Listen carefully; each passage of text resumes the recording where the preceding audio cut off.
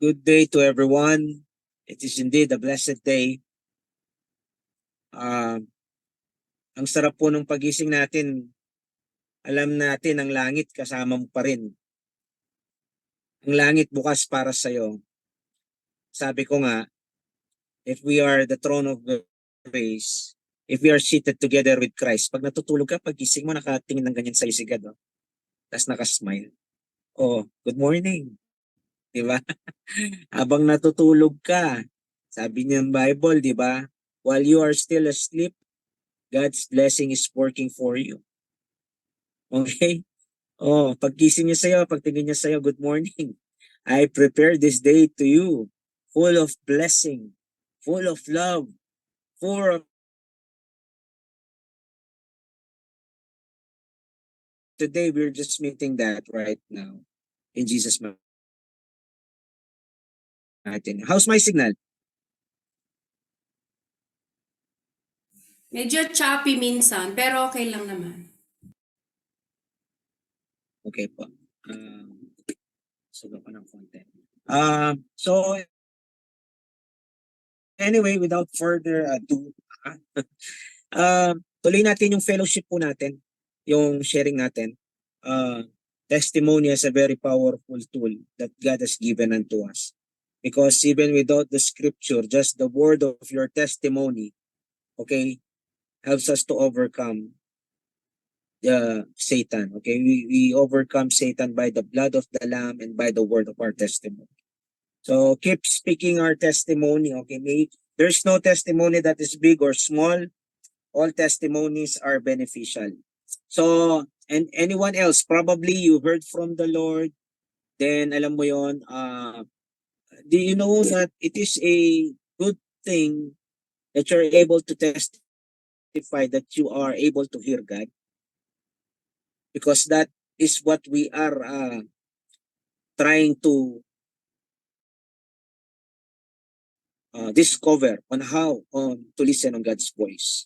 So sa atin, sana tayo dinala ng Panginoon sa ating journey sa buhay. Okay? With our listening to God's voice. Katulad nung sinabi ko kahapon, no? While I was praying in the Spirit, papunta dun sa ministry natin sa Makapagal, God impressed me that someone was suicide. Nakikita ko talaga nagsusuicide yung isang magulang kasama yung mga anak. And right there and there, natapos mag-worship, sinabi ko sa congregation nyo. And 2 weeks after, nag-comfort yung babae na siya pala yun. That during those times, okay, if you are able to practice praying in the Spirit and listening to the voice of the Spirit, okay, you are able to discern. Kasi merong iba yung revelation of mystery, iba yung bibigyan kanya ng word of knowledge. Word of knowledge is the exact situation na may nangyayari, na meron siyang gustong pagawa. Okay, kasi meron siyang gustong pakita na mag-glorify yung pangalan niya. Lagi pong ganun yon.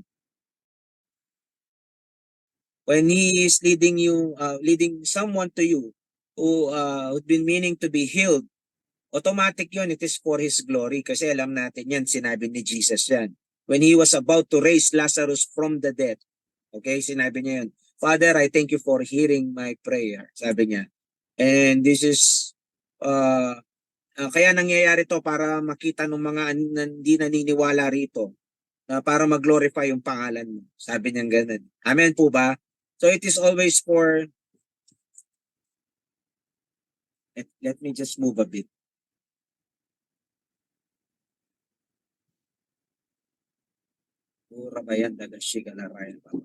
It is always for the edification, okay, and building up of the faith of the body. Amen po ba? So pagdating ko doon, klaro po ba, naririnig niyo? Okay. So pagdating doon, we declared and we abort any spirit of death, we rebuke it, and we prayed for each and everyone, intercede. Yun ang nag-comfort siya. So that is a very powerful thing na ang Diyos naririnig mo the Holy Spirit, you can hear the Holy Spirit that you can able to lead you, okay, even to uh, save the lost, really. And nung nag-comfort talaga siya, sinabi niya, ako po yung na sinasabi niyong nagsusuicide. And yung mga tao doon parang namamangha sila na para bang, sabi ko nga sa kanila, no, hindi, kapareho niyo akong tao. We're just both humans. So what it is that I'm acquiring, okay, you have it too, okay?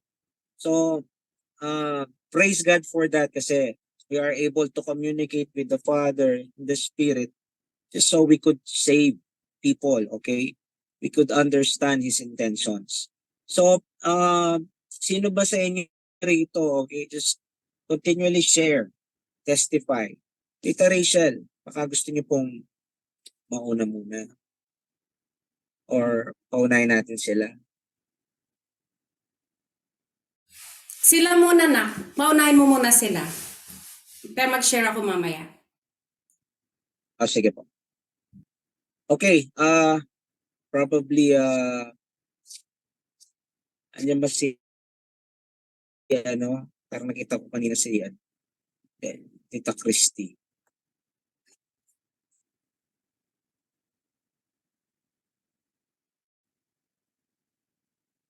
How about, Brother Jan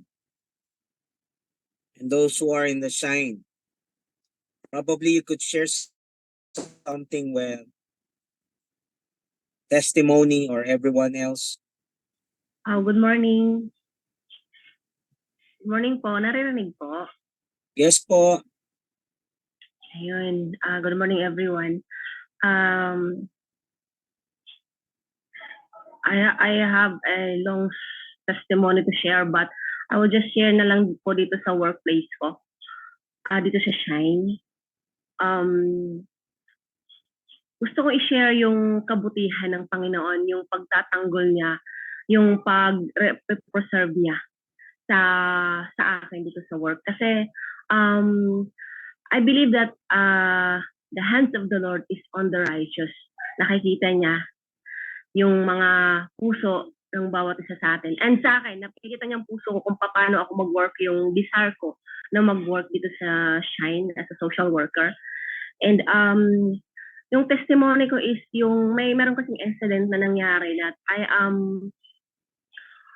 yung nagkaroon kami ng meeting ng mga ng team meeting namin, and then unknowingly meron palang mga negative emotions na yung mga kasamahan ko dito towards me. Meron silang mga hindi daw magandang naramdaman, ganon, at meron silang mga hindi magandang thoughts about me, which is in my side, in my part is I'm not aware kasi as far as my relationship is concerned is wala naman po akong ginagawang hindi maganda.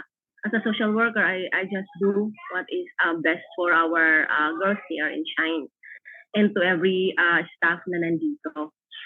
During the meeting, then nagkaroon kami ng open forum for our emotions. But then, doon ko nalaman na meron palang someone na naguhog sa akin ng hindi maganda. Tapos nabigla ako kasi sabi ko, bakit ganun?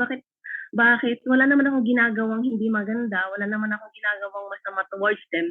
And our objective naman here is to always love our girls. It is always our concern na mapabuti.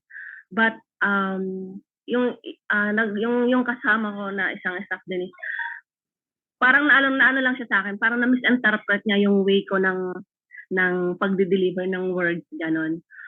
But then during the gusto kong i-defend yung sarili ko. Pero along the way, nung nag-share na siya ng emotions niya towards me, I am being convicted na I do not have to worry kasi God is with me. He knows everything, that my work is is okay, and wala akong ginagawang hindi maganda towards them. Tapos nung narinig ko lahat, and then nabibigla ako sa mga sinasabi niya, lahat nabibigla ako sa mga sinasabi na hindi maganda talaga. At towards me is may mga nasasabi siya na I feel so small. na parang kino-question niya yung pagiging social worker ko, ganun. But on my side, as a believer of Christ, as a follower of Christ, alam ko na ginagamit siya ni Satan against me, because Satan knows my heart on how I desire so much to help those girls, to outreach those girls in the walking street and sa lahat ng area dito na kung saan kami kailangang pumunta. And after that, after na sinare niya lahat ng mga negative emotions niya, negative impressions sa akin, nabigla ako kasi yung aming mga bosses nito, mga boss namin, is pinagtanggol ako. Kasi according to them, wala naman daw silang nakikita na negative about my way of approaching them, my way of approaching the girls here. And in that moment, nagsisink in yun sa aking isipan. After nila akong i-defend doon sa kong friend dito na yun yung kasama ko. Sa nila akong i-defend, I also explained on my part para magkaroon ng kalinawan. And then after mag-explain ko, there is no guiltiness na naramdaman ko kasi alam ko sa sarili ko at alam ng Panginoon na wala akong ginagawang masama. Kaya sobra po akong thankful. Kaya ako laging sinasabi na yung prayers ko lagi na whoever dwells in the shelter of the Most High will rest in the shadow of the Almighty. As I will say of the Lord, He is my refuge and my fortress, my God in whom I trust. Kasi sa lahat dito, every day, I always put my trust on God. Kasi hindi ko naman alam kung anong pwedeng mangyari dito sa work ko. Katulad nga nun, kahit anong ginagawa ko na yung sincerity ko na pagpapakita ng kagandahan sa mga kasama ko dito is meron pa rin binabato yung kaaway sa akin, laban sa akin. So thankful lang ako kasi tunay na ang Panginoon ay tumitingin doon at ang kanyang kamay ay nandoon, nagliligtas at nagtatanggol sa mga righteous, sa kanyang mga anak na righteous sa kanyang paningin. Alam naman, kasi siya ang nakakalam Siya ang nakakalam ng puso ko. And with that, after our meeting, sobra akong grateful, sobra akong thankful kasi even though nakatamdam ako ng lungkot on my part na, ganun pala yung mga ganun na lungkot towards my other co-workers. And then, natuwa ako, grateful ako kasi sabi ko, Lord, thank you. Kasi hindi mo ko pinabayaan.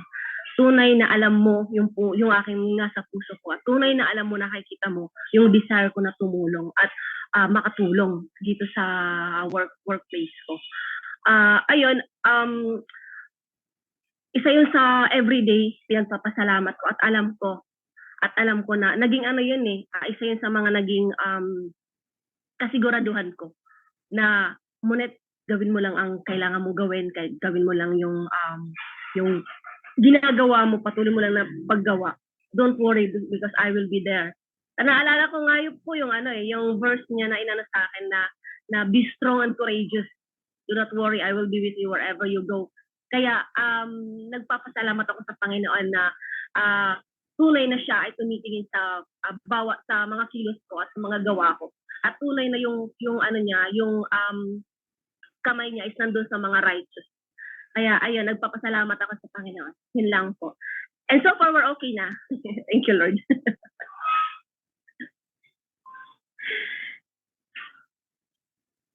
Thank you for sharing that to us, sister. Praise God, no? Actually po, yung mga sitwasyon pong ganyan, gawa po yan ng yung sinatawag nga ni Bishop. Meron kasi tayong measure of faith tsaka mga maturity. No, lalo na kung tumanggap na tayong lahat, we cannot brand everyone as demons already, no? O para bang yung ginagamit ni Satanas or yung nangyayari po kasi syempre dahil may immaturity pa, ang Holy Spirit talagang nilid niya tayo, no? Kung sino yung mas mature, siya talaga yung uunawa. Kaya nga sabi ng Romans 12, you cannot defeat evil with evil, but defeat evil with good. So, bilang mananampalataya, sabaga, di po tayo ligtas dyan Dadaanan po natin yan to experience, okay, how it is to love while being questioned or probably parang persecuted, no? Pero alam mo yon, kung titignan mo, kapatid mo yan eh. Alam mo yung ganon? So, love your brother, love your sister eh. Yung ganon lang yan. Minsan merong mga nag-creep in sa bawat isa na para mas strengthenan yung relationship. Kaya dyan po makikita yung bisa ng love. Okay? Even loving your enemies. But these are not your enemies. These are your brothers. These are your sisters. Misunderstanding lang minsan. Kailangan lang mag-usap talaga. Para magkaalaman ng intention kung gaano nila kamahal yung bawat isa. Amen po ba? So, sa baga, pag nahuli mo na, may pumapasok na stripe, sige. Dito natin ma-appreciate yung healthy confrontation para magkaalaman lang ng mga puso. At the end of the day, mananaig po yung pag-ibig. Kasi minsan, may mga tao hindi pa nila lubusang nauunawaan yung pag-ibig, pero ikaw, nasa iyo na yung tinatawag na pag-ibig ng Diyos. So sino magtuturo ng pag-ibig sa taong di pa ganong nakakaunawa ng pag-ibig? Natural yung taong mature sa pag-ibig. Amen po ba? So ganyan din yan eh. Meron kaya yung ibang tao po, lalo na yung mga hindi pa kilala ang Diyos o yung unchurched pa. Minsan lalapit sa atin yan. Humihingi sila ng tulong. Alam nyo, minsan ang way nila nangaaway. Di ba? Kasi hindi po nila alam paano yung paghingi ng tulong. Dahil dun sa kinalakihan nila, baka ang sagot bugbog. Sagot sa problema lagi bugbog. Dahil kinalakihan nila bugbog. Konting ano lang nila, kalikutan nila, bugbog. Nakita lang sila bugbog. Kaya nung lumaki sila, bugbugan din ang alam nila para ma-solve yung problema. Ngayon, sino magtuturo ng pagmamahal sa kanila? Yung taong uunawa. Yung taong magmamahal na kahit na binugbog ka, minahal mo pa rin. Biglang, ay, ano to? Ito pala ang pagmamahal. Amen po ba yon? Kaya ganun po kakapangyarihan yung pag-ibig ng Diyos na ipinagkaloob sa atin, yung dugo ni Kristo na punong-puno ng buhay at pagmamahal. Kaya nga, na contagious yan eh. Kung contagious yung hate, mas contagious yung pagmamahal. Mas nakakahawa po yung pagmamahal. Kasi paano ka masusubukan at mababrand na makikita nila, lalabas sa iyo yung fruits of the Spirit, kunwari, pasensya at understanding. Fruits po yan, tama? Lalabas po yan dun sa mga nakakairitang sitwasyon. Amen po. At the end of the day, doon yung makikita, doon ka magpapasalamat, Lord, thank you. Dahil hindi ko alam to kung di dahil sa pagmamahal mo, hindi ako matututong umunawa ng ganito. Actually, doon ka matutuwa no? Na ang pangalan mo talaga nakasulat sa langit. Saka yun po ang mindset natin, hindi po yan natin kaaway, kapatid po natin yan.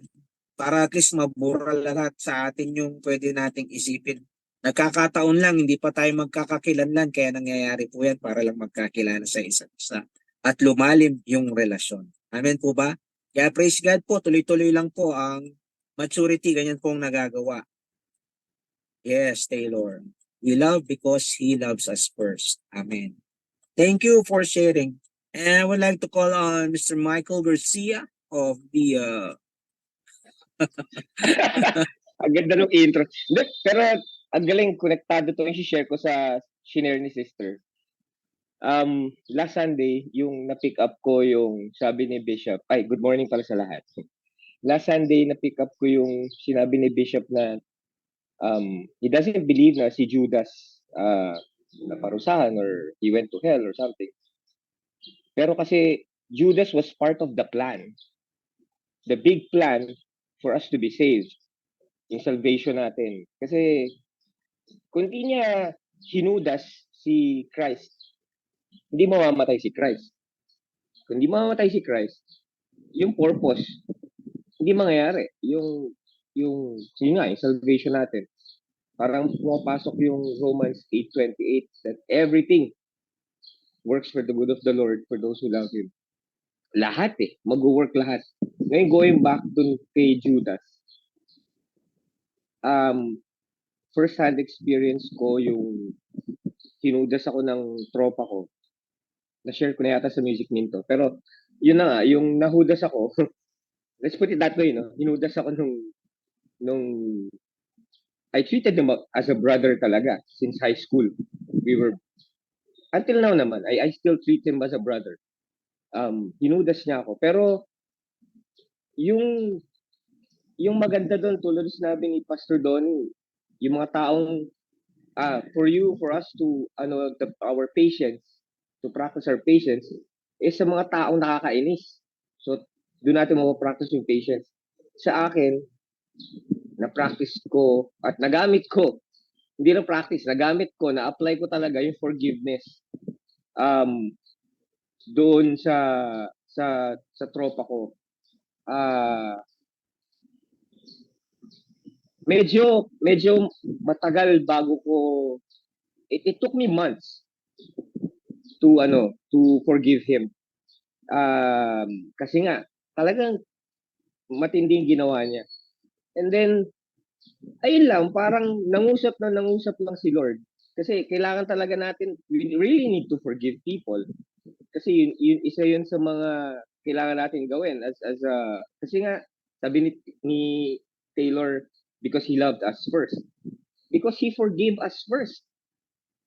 That's why we need to forgive them. No matter what. It'll take time. Para sa akin, siguro healthy yung time out ka muna, layo ka muna, and then pray about it. You know, alam naman ni Lord, di natin kayang magpatawad kagad eh. Alam naman niya yun. Hindi ganun kadali magpatawad. So, yun lang yung na malaking bagay na nagawa ko so far. The big leap is to forgive. As in, pumunta ako sa bahay, early morning. Kasi hindi ko siya alam hulihin kung anong oras siya nasa bahay. So, I went to his place. Tapos yun, kinausap ko siya, nag-usap kami, pinatawad ko, and yun, ngayon, hindi ko na dinideal sa sarili ko. It's one na-check out ko na yun sa listahan ko. Kasi everyday, we're dealing with a lot of stuff. And wala na, hindi na ako, I'm at peace with regards to him. Hindi ko na siya iniisip as kalaban, or hindi ko na iniisip na yung sama ng loob. Wala na, kasi napatawad ko na eh. Na-release ko na rin para sa sarili ko yung part na yun. Hindi, unlike before, pag naisip ko siya, may galit yung itong taong to, ganyan. So, ngayon, dahil napatawad ko na, for me, I'm at peace. I pray for him that, he would receive wisdom and knowledge and the love of God as well. Para, maybe one day, kasama natin sa church. We don't know. I mean, God is a God of possibilities. So, ayun lang po. Good morning.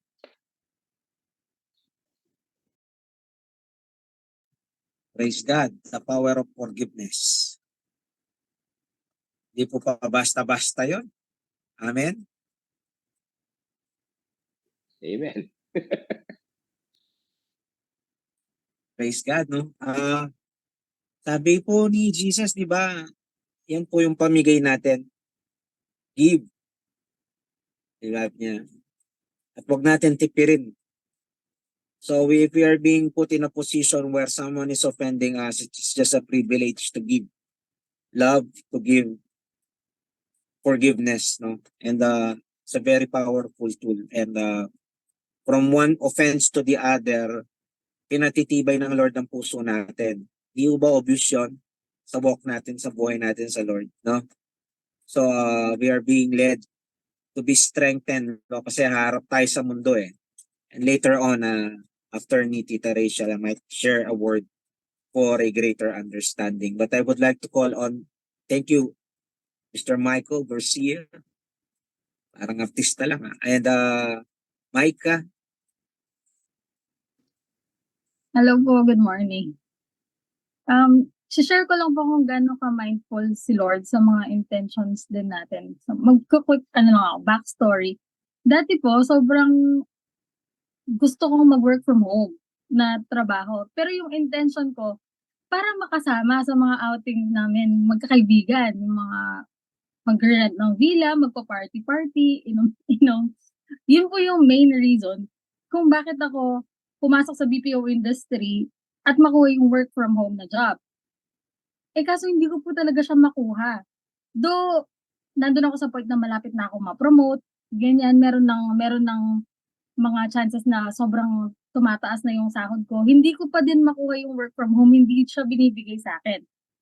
So fast forward po, nag-apply ako sa trabaho na meron ako ngayon, pero yung intention ko na, kailangan kong ma-work from home para nakaka-attend ako ng morning prayers, nakaka-attend ako ng services na hindi ako puyat.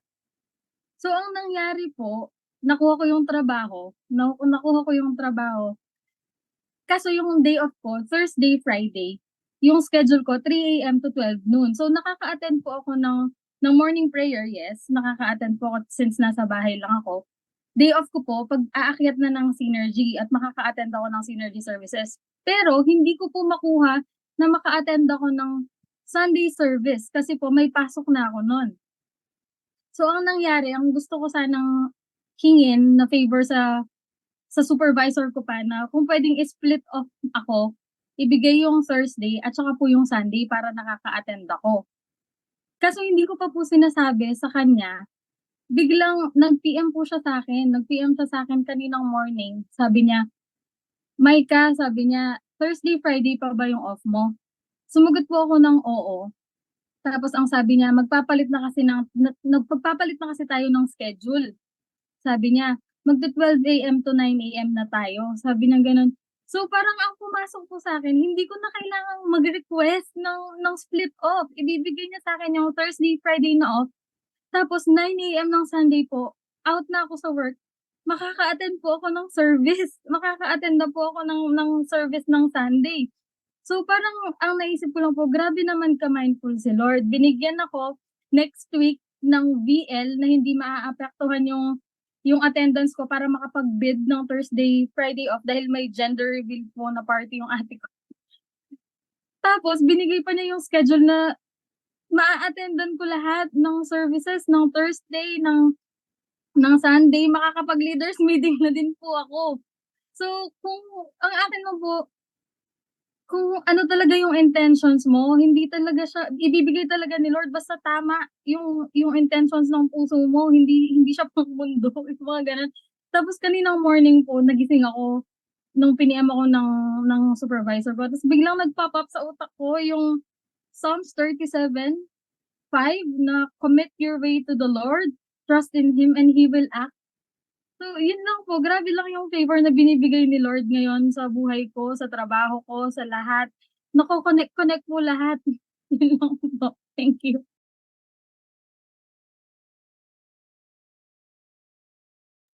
Hallelujah. Wow. Ayan po yung question ko kanina, di ba? On paano mo nakikita ang Lord? How do you hear Him and how do you see Him work in your life is very important. And you really have to thank God for that because when He revealed Himself, ang sarap po nun. Na dati hindi mo nakikita yan, but now you are able to see how He works. Talagang mapupuspos ka. And ngayon nalalaman mo, and that's kung saan mo in-exercise yung faith mo, okay, probably do sa work. Kasi kaya ginagawa ni Lord yan, to whatever it is, where you put your faith in Him sa sitwasyon natin, it's just what do you call this, a practice encounter for a greater work. More than your job, more than anything else, okay? Para gamitin ng Lord yung pakikinig mo ng boses sa Kanya. Kung paano mo siya naririnig, nakikita dyan sa aspeto ng trabaho, ganun din kapag ka meron ng mini-minister na tao, meron ka ng kakausapin na tao. Amen ba? So, cultivate that. Dahil sarap ng relationship na yan na meron kang kausap na Panginoon. Amen? Praise God. Si Arel daw, ang kanyang asawa, may sasabihin. Ay, sorry. Nag-propose na ba? Ay, sorry. I'm sorry. Sige. Arel. Thank you, Lord. Hindi, add ko lang po yung sa share ko kahapon regarding sa work din po kasi. Last time po kasi, nag-usap kami ni Wayne, parang ililipat na po kasi yung FRP ng Sunday. So, maapektuhan po kasi yung work ko doon. Mag-start po kasi may pasok din po kasi ako Sunday. Thursday, Friday din po yung off ko. para may alam niyo na. Pero anyways, may pasok po akong Sunday, 5 p.m. po ang pasok ko ng Sunday. Ang by this end of the month, sa March 31 po kasi parang ililipat na yung FRP ng Sunday ng 4 p.m. So sabi ko, medyo, nung sinabi yun, sabi ko, paano yan? Sabi ko, pero naniniwala ako na may favor si Lord sa buhay ko and He's working sa akin everyday po. And then kahapon po, uh, uh, I know I'm favored. Nag-ask po, kinausap ko po yung supervisor namin regarding that. Nag-request po ako sa kanya na sabi ko, kinausap ko po siya na kung pwede ko pong pakiusapan yung schedule ko ng Sunday. Ipapamove ko po siya ng mas late kahit yung Sunday lang po sana, sabi ko. Tas tinanong niya bakit ganyan. Tas sabi ko po, nagsiserve po kasi ako sa church. Sabi ko, part po ako ng music ministry. And at the same time, nung sinabi ko po sa kanya yun, ang sinabi sa akin ng supervisor, parang, nag-church ka, Christian ka, ganyan. Tas at the same time, siya din po na-open niya na nag-church din po pala siya. So, unknowingly, ganun po yung favor ni Lord. Tapos, tinanong niya anong schedule. Tapos sabi ko, pinalate ko po siya ng konti. Parang pina-adjust ko po ng 1 hour every Sunday. Tapos yun, kinausap niya po ako. And at the same time, sabi niya dahil okay naman din po yung performance ko and no late, no absences. Ginrant niya po yung request ko na impamove yung schedule ko ng Sunday.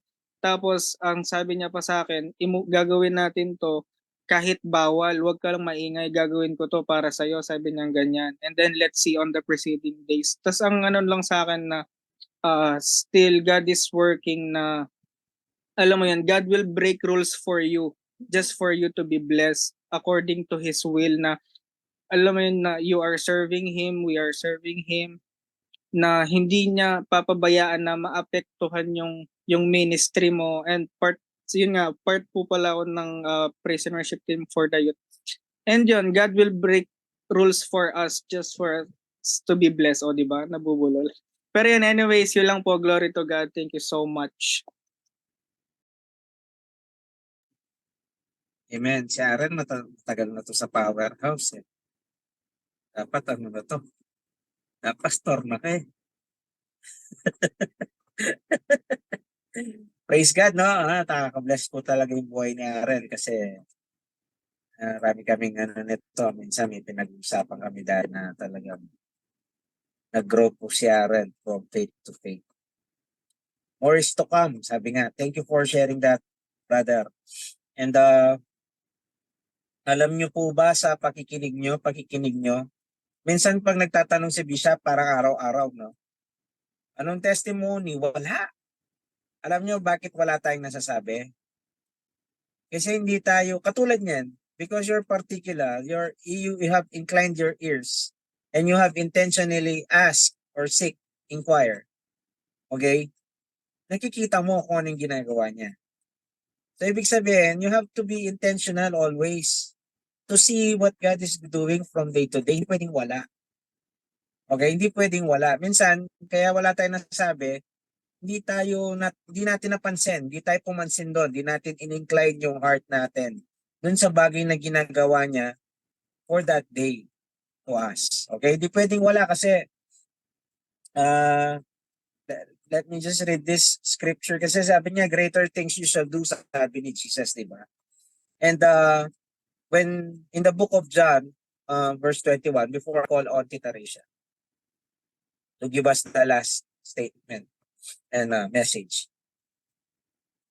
Sabi ni Jesus, greater things you shall do. And when He has commissioned us to preach the gospel and make disciples of all nations, sinabi niya, I will be with you till the end.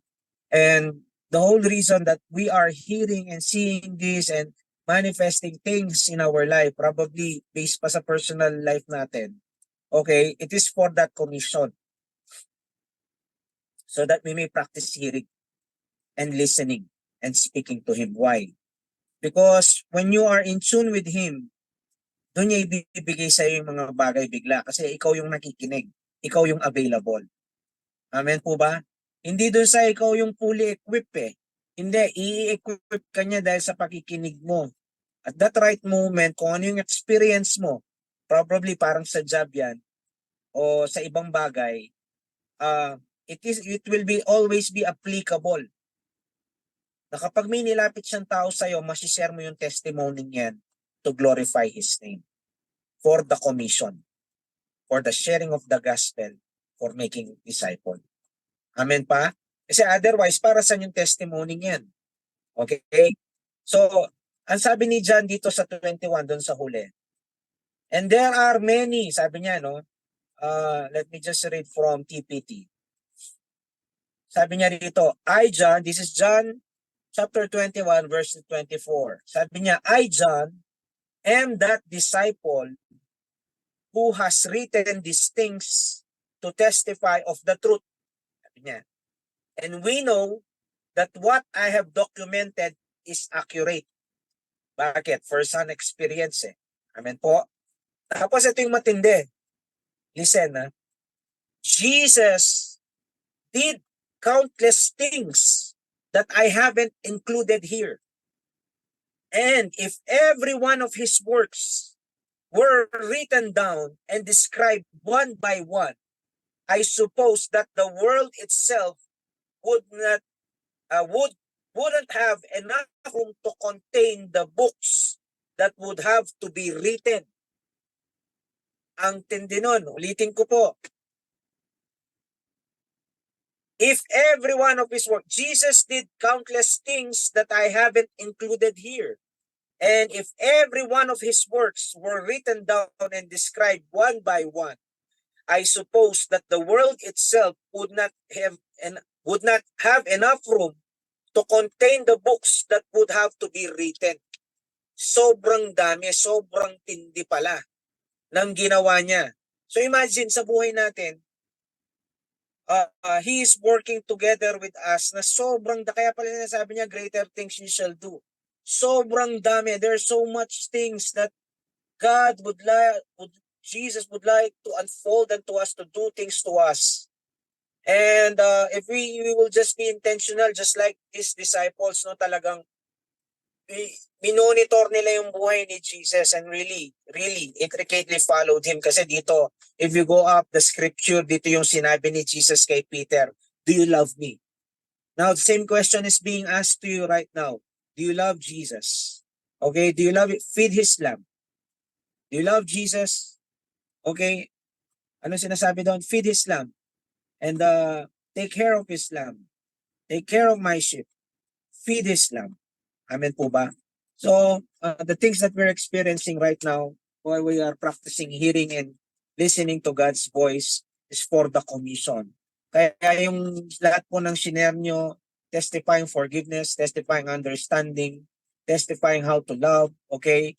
It's all part of our growth para yan yung armaments na gagamitin natin para sa mga tao talaga. For lalo na sa araw na to. So let us be intentional. And I would like to call on Tita Rachel to wrap this up for us. Ha! Ayaw mo ang palusutin. Good morning, everyone. Good morning, Donnie. Good morning. Okay, so gusto ko lang i-share, no, kasi nagpe-prepare ako dun sa message ko for her night, and I came across the story of the parable of the prodigal son. So alam na natin halos yung kwento no, yung prodigal son. There were two brothers. The younger brother asked for his inheritance and rebelled, went out in the world, and think unimaginable things na ginawa niya. Whatever sins and rebelliousness Jesus died for is probably what that prodigal son did. Okay, when he was out in the world. But anyway, nung na-realize na niya, when he came to himself, when he came to his senses, basically when he did a heart examination, he went back home to his dad.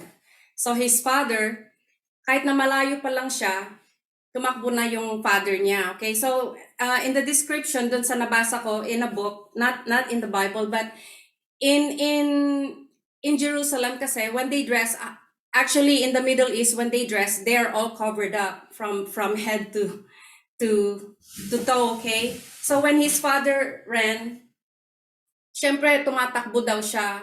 Tinaas niya yung damit niya, yung I don't know what they call it, but yung gown niya or whatever. So his legs were bare, okay? So in the Middle East, that is very shameful. Yung nakalabas yung parte ng katawan mo na dapat nakatakip. So the father ran to his son and bore his shame for him kasi they have this thing sa Middle East or in their culture na once you commit a sin, they cancel you in their culture. Hindi ka na pwedeng pumasok. So when they see the son entering the gate, they don't want to let him in because he has sinned, he has disobeyed, and he is now ashamed to the culture. So they didn't want to let him in. So the father ran to him and pulled his pants, so he was running fast, and niyakap niya ngayon yung son niya, gave him a ring, a robe, and then he invited him back to his house and prepared a feast for him. Okay? Think what the father is doing or has done for us when we come home to him in sin. Now, that is the story of the younger brother. There are two brothers. The story of the other brother now, the oldest one, pumasok siya ngayon. And we can just, okay, anyway. He came in. Actually, ayaw niyang pumasok. The father pleaded with him to come inside the house. Ayaw niyang pumasok. Sabi niya, I did everything for you. I became a slave for you, yet you don't even give me certain blah, blah, blah. And yet this brother of mine who disobeyed you, and yet you give him everything. So here's the dichotomy, okay? The son, the oldest son, was sinful, came, the father accepted him. The older brother missed the love of the father for him because he was self-righteous. I did this for you. I was a slave for you. But yet, the father ran to his younger son, and the father is also running after the oldest son because nakikita niya kung ano yung ginagawa niya. He was aware of what he was doing for the father. Sabi niya, but yes, sabi niya, you are always with me. Everything I have is yours. So na-miss niya yon, no? Na-miss niya yung love ng father. So from what was being shared here today, gaya nga ng sinabi ni Donnie, no, to be intentional and be ano ba yung sinabi? When you're intentional.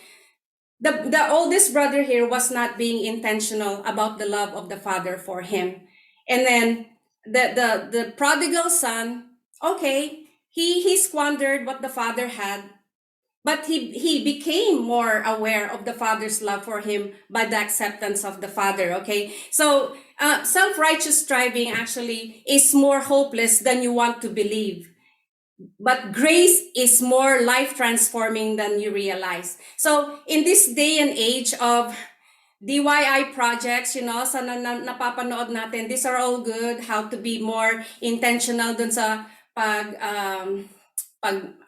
organize natin sa house. These are all good.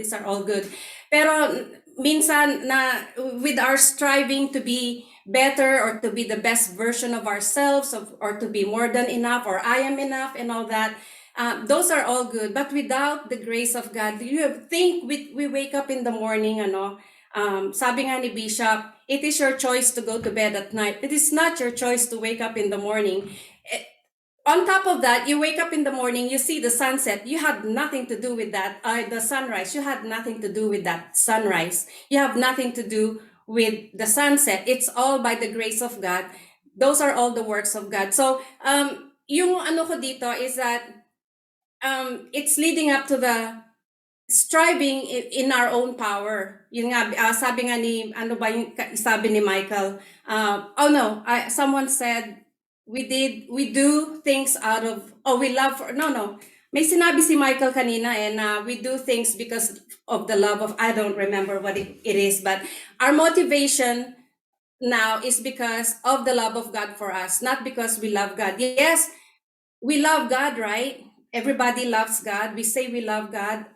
We serve God, but do we know how much God loves us? Do we really know this? How much God loves us? Okay, so we have to meditate on that. Minsan nga ako, hindi ko pa masabi yung I love you, Lord. Do I really love you, Lord?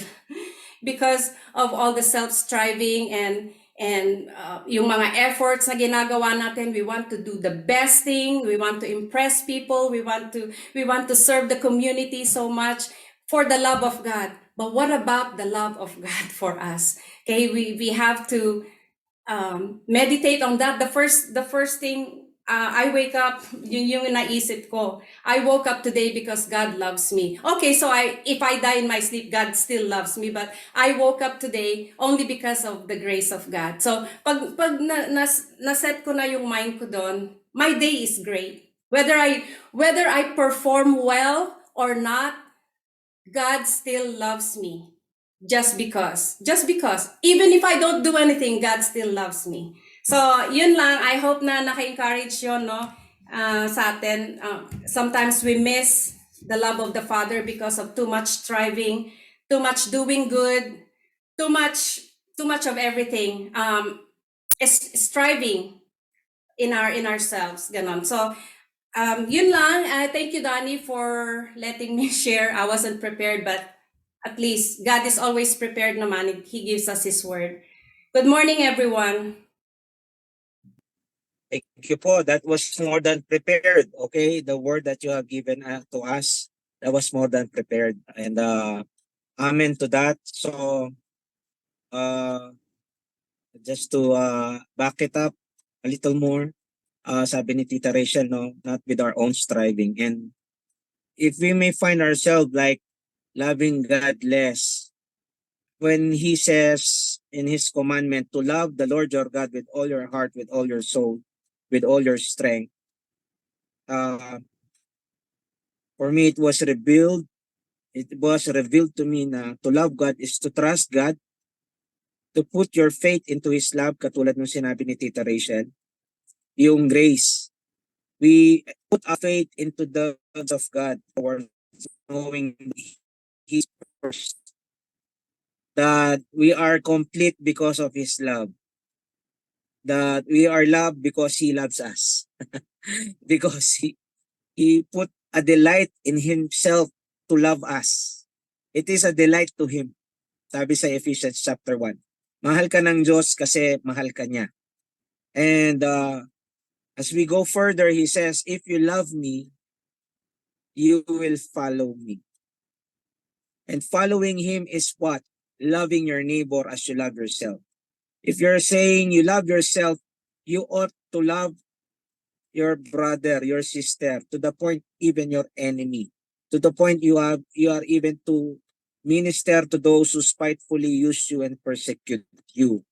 That's where you apply your love to God. If you're saying you love God, okay, nagpasalamat ka, dineclare mo yan, dineclare mo yung pagmamahal niya, then what is next? Applying love to others, because that is applying love to God. Kaya sinabi ni Peter, if you love me, feed my sheep. If you love me, take care of my sheep. Amen po. So our love is just like the love of the Father now.